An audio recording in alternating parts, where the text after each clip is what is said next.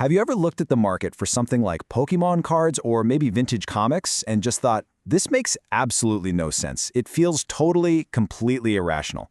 Well, today, we're going to unpack the hidden logic behind these markets, and you might be surprised to find out that the secret to why they don't just collapse has a lot less to do with finance and way more to do with feelings. So, here's the big question we're tackling.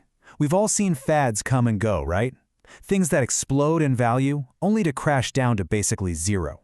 But then you've got these other markets, like rare art or classic cars, that just keep going for decades. So what is the difference? What's the secret sauce that separates a flash in the pan from something with real staying power?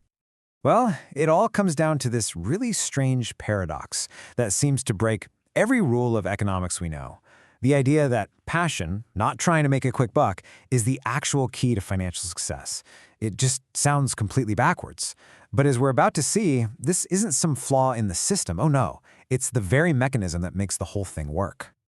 To really get this, you got to understand the two main players in this game. They are the two opposing forces that define this entire world.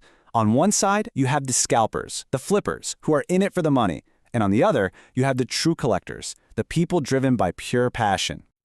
Okay, let's look at how these two groups think, because it's like night and day. A scalper's goal is super simple. Extract money. Get in, get the profit, get out. They chase whatever's hot, thinking in terms of days or weeks. But a real collector? They're playing a totally different game.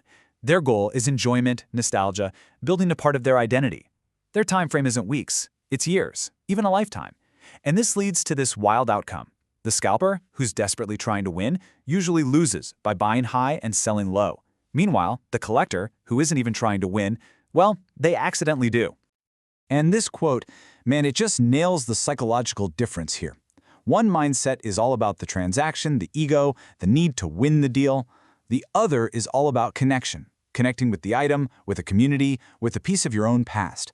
And believe me, that distinction is the key to everything else. So how does this passion-driven way of doing things actually create stability?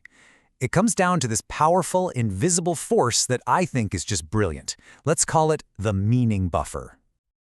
Think of the meaning buffer as a kind of emotional shock absorber. You know, when you own a stock, its value is just a number on a screen. If that number tanks, you feel 100% of that financial pain. But if you own a collectible that you genuinely love, it has two kinds of value.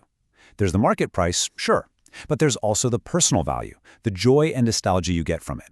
And that personal value, it doesn't go anywhere when the market gets shaky. So here's how that plays out during a downturn. Let's say the price of a card you love drops by 30%. Ouch. A scalper feels all of that loss and immediately starts to panic. But for you, the collector, the enjoyment value is still at 100%. You don't feel that desperate urge to sell because you're still getting something out of owning it. And by simply holding on, you reduce the supply for sale, which puts a natural floor under the price and helps prevent a total meltdown. Okay, so when you zoom out, you start to see how this one simple buffer creates this bigger, amazing self-correcting system.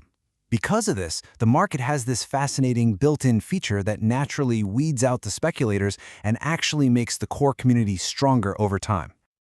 Now, this is a really important point. This is not a story about good collectors beating bad scalpers. It's not a moral thing at all.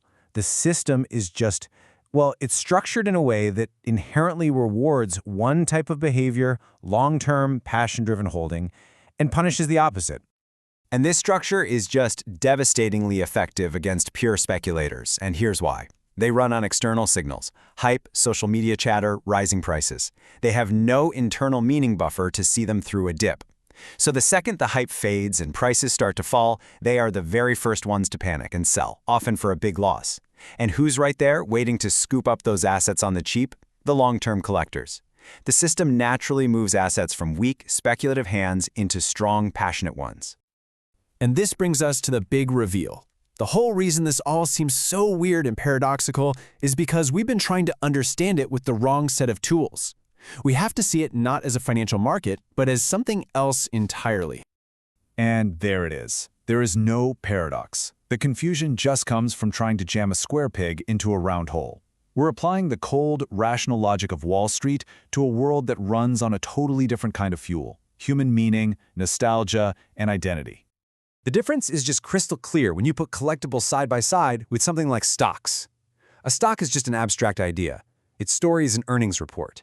It gives you zero enjoyment yield until you sell it. Collectibles are the complete opposite. They're tangible. Their value is wrapped up in a story, and, this is the crucial part, they provide a positive yield every single day you own them. Just from the joy of looking at them, being part of a community, and what they say about who you are. And this is really the core idea of it all. In a traditional market, you win by optimizing for profit. But in a median economy, you win by aligning with what you're genuinely passionate about. Profit isn't the goal you chase. It's this thing that just sort of happens as a byproduct of authentic long-term behavior.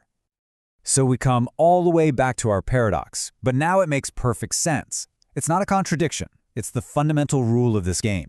If you collect for money, you're playing wrong, and you'll probably lose. If you collect for meaning, you accidentally play the right way.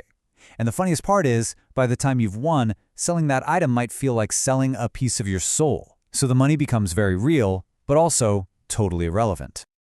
And that leaves us with one final, much bigger question to chew on. We've just looked at this little ecosystem where value is tied to nostalgia and identity, and we found that it's surprisingly strong and resilient. It kind of makes you wonder, what can we learn from this? How might this change the way we think about value, not just in our hobbies, but in the economy as a whole?